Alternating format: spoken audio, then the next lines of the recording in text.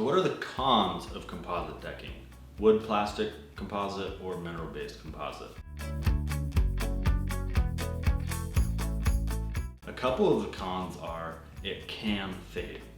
And so much like a car gets painted in the factory, and after 10 years of getting beat by the sun, the color will slightly be faded. It'll be a slightly different pigment after that long out in the weather. That doesn't mean that you're going to notice it though. And some brands are better at this than others, and some brands have great warranties in regards to the stain, or I should say in regards to the fade. But what I always tell customers is, if on the install day, you were to take a scrap piece and put that in your closet, and then 10 years later you pull that scrap piece out and set it on the deck, the colors will be different. There's not a question.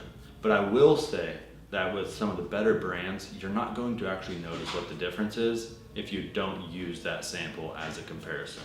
Much like a car, even if it's 15 years old or 20 years old, the color might be slightly different, but it still looks great. The second thing is it can scratch. Much like any material out there, whether it's concrete, hardwood, composite, pavement, metal, really any material that I can think of, it does scratch. A test that I like to use or like to tell customers is when you're choosing your samples, you can take a key and just run it across a sample and just see which one seems to hold up best. Or if you take a chair and scoot it, which one might scratch the least or the easiest or anything like that, but it can scratch. A third one is it can stain. And so again, much like any material out there, if you take a bottle of ketchup and squirt a big pile, or you have a wine glass and you spill a little bit of wine, or some kind of a really tough material, and then let it sit, I would say that's the most important thing. Is if you get it off right away, there's a chance that it won't stain. But if you let it sit on there for too long, there's a chance that it'll not only stain, but you're probably not getting it out. So that could be a potential con to composite decking. And then the other con to composite decking is it can get a little warmer than other materials.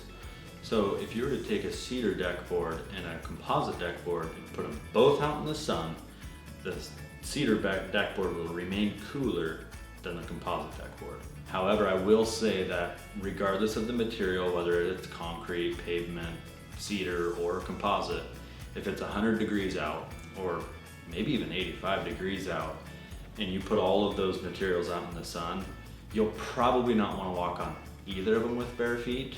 And so once you put shoes on, you really won't notice the difference between any of them. Another con for composite decking is that depending on the brand you choose, you really have to pay attention to what the material on the inside is made of. If it's a wood-based composite, there's a chance that when you cut the end of the deck board and you break the cap, the plastic cap on the outside, there's a chance that swelling can occur. The way I like to visualize it is it's kind of like a little ramp.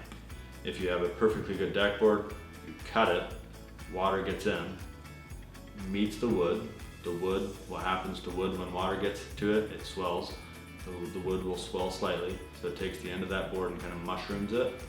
It's not super noticeable, but depending on the brand, it can be. Mineral-based composites won't do that because the material is waterproof, so it doesn't really matter. So those are a couple of the cons of composite decking and things to think about.